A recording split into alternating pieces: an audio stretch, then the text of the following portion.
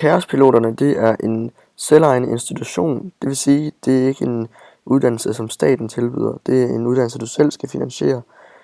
Den er dog støttet af Uddannelses- og Undervisningsministeriet. Kaospiloterne, det er en 3-årig lang international iværksætteruddannelse, som har fokus på projektledelse, lederskab og forretningsudvikling. Uddannelsen omfatter 4 hovedområder: Creative Business Design, hvor du arbejder med innovation, produktudvikling, virksomheders livscyklus og strategisk planlægning. Creative Leadership Design, hvor du får viden om blandt andet organisationskultur, ledelsesroller, beslutningstagning og etik. Creative Process Design, som giver dig mulighed for blandt andet at kombinere teoretisk forståelse af organisationsudviklingsprocesser med praktiske øvelser. Creative Project Design, som fokuserer på dynamik og dimensioner i samarbejde. Formålet med uddannelsen, det er at gøre din iværksætterdrømme til holdbare projekter. Det vil sige, i stedet for at du bare går og tænker, så rent faktisk får ført dem ud i livet og gøre det til noget. Der bliver cirka kun lukket 35 studerende ind om året. Det vil sige, at uddannelsen cirka kun har 100 studerende ad gangen. Du skal være 21 år for at kunne søge ind på Kaospiloterne.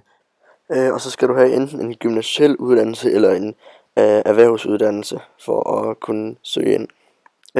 Det er også et krav, at du skal kunne udtrykke dig på engelsk. Altså det vil sige, at du skal kunne tale engelsk og skrive engelsk, fordi at alt undervisningen foregår på engelsk.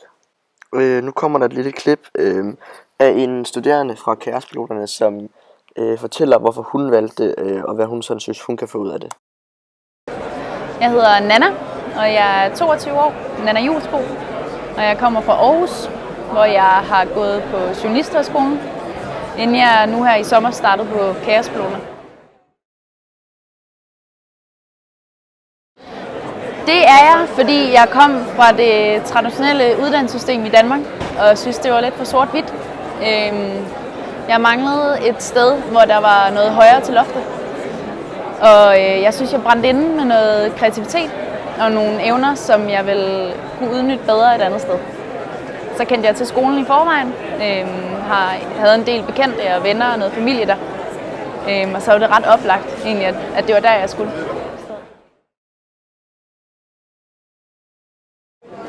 Jeg er ret inspireret af lederskab i det hele taget. Så med det fokus, så kunne man godt forestille sig, at jeg ville starte mit eget. Grundlæggeren af Kaospiloterne, det er Uffe Elbæk, som vi nok alle sammen kender fra Alternativet, hvor han er politisk leder. Den nuværende leder af Kaospiloterne hedder Christer Windelöw Litzelius, og han er svensker, han kommer fra Gotland. Uddannelsen er lokaliseret i Filmbyen i Aarhus, og den tiltrækker faktisk studerende fra hele verden, og det er så også derfor, at det primære sprog, det er engelsk. Uddannelsen er som sagt en selvejende institution, hvilket vil sige, at det heller ikke er staten, der tilbyder den her uddannelse. Og det medfører så i, at det koster noget at gå der.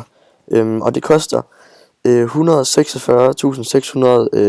kroner i alt at gå der for 3 år. For studerende, der kommer ude fra EU, er det dyrere at gå på Kaospiloterne. Det er dobbelt så dyrt, og du betaler 282.600 kroner for alle 3 år. De fleste af de studerende, der går på Kaospiloterne, de starter enten egen virksomheder, eller så kommer de ud og arbejder i private virksomheder.